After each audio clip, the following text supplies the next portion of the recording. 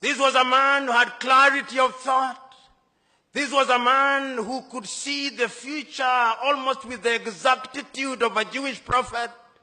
This was a man who had the humility, almost like the humility of the carpenter of Nazareth. This was a man who loved his country. He made mistakes, and when he made them, he realized and corrected them. That is his greatness. Is it not Saint Just who said that nobody can rule guiltlessly?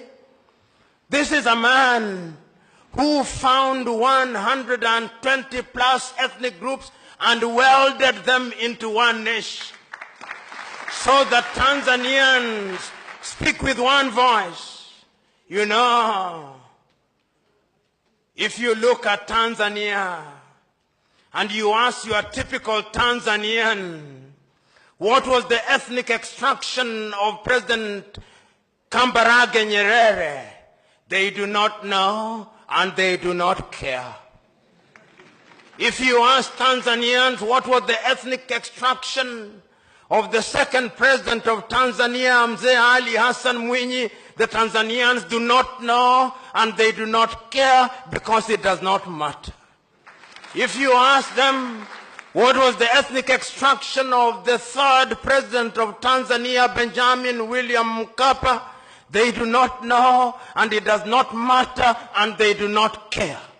And if you ask Tanzania what was the ethnic extraction of your fourth president, Jakaya Mrisho Kikwete, they do not know and they do not care. And if you ask them what is the extraction of your fifth president, John Pombe Magufuli, they do not know and they do not care. They only know that he's a bulldozer.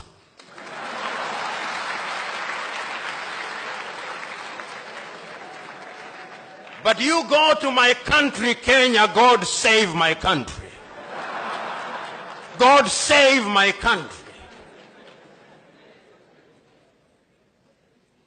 When you meet your typical Kenyan and you introduce yourself as John, they'll ask for the second name, not that they may know your full names, but that they may identify you with your ethnicity and pigeonhole you accordingly.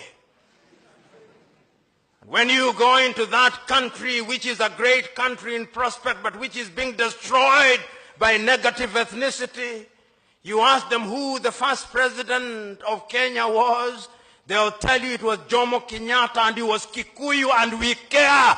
We want our Kikuyu president.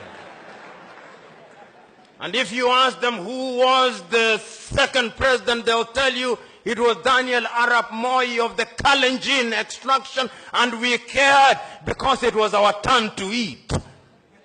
And if you ask them who was the third president, they'll tell you it is Uhuru Muigai Kenyatta, and he is a Kikuyu, and we want him to continue because we Kikuyus and we Kalenjin only feel safe when one of our own is in State House. And if you ask the opposition and you ask the leaders,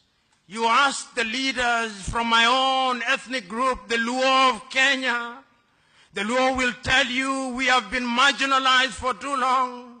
The time has come that God must smile upon us and our son must be the president.